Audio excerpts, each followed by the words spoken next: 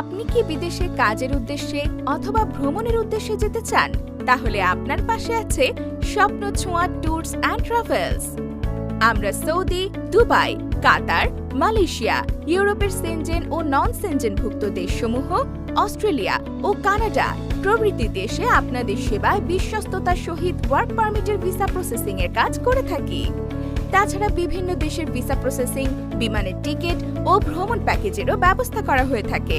আমরা কথা এবং কাজে বিশ্বাসী, আপনাকেও বিশ্বস্ত থাকতে হবে আমাদের সাথে।